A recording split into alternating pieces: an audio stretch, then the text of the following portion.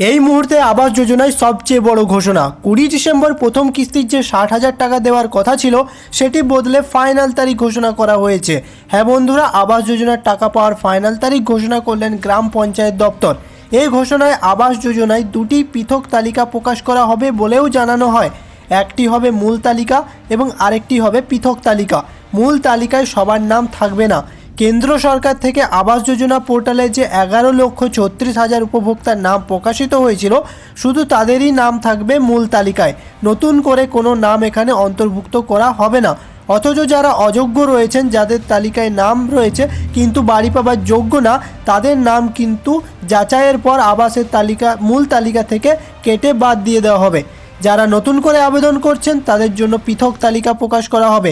যারা এখনও পর্যন্ত আবেদন করেননি তারা বিডিও অফিসে গিয়ে সরাসরি একটি দরখাস্ত লিখে জমা দিয়ে আবেদন করতে পারবেন। আর যাদের বন্যা বা অন্য প্রাকৃতিক বিপর্যয়ের কারণে বাড়ি ভেঙে পড়েছে তাদের জন্য আলাদা তালিকা তৈরি করা হবে।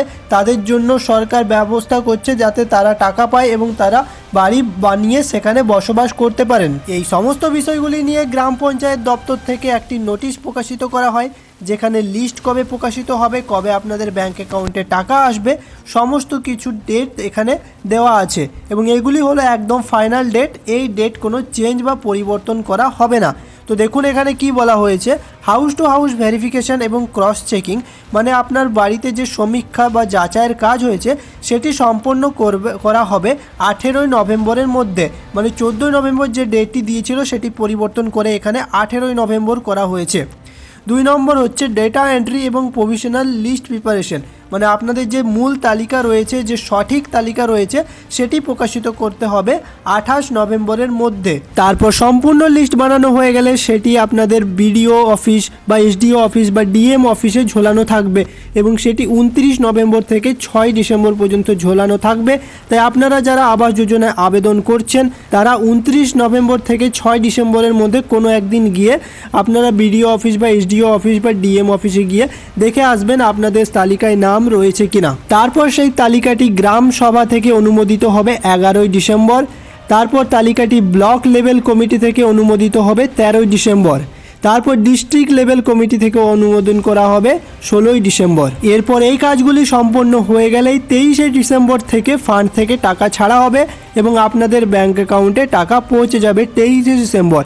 হ্যাঁ বন্ধুরা, এখানে ফাইনাল তারিখটি যে ঘোষণা করা হয়েছে টাকা দেওয়ার সেটি হচ্ছে 23শে ডিসেম্বর।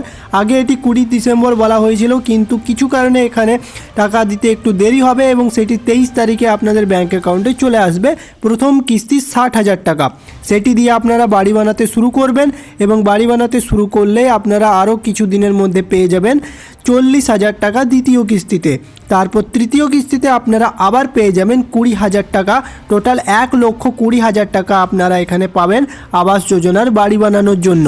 কবে টাকা দেওয়া হবে, কবে লিস্ট প্রকাশিত হবে, কবে আপনারা বাড়ি তৈরি শুরু করতে পারবেন, সমস্ত কিছুই জানানো হলো এই ভিডিওটিতে।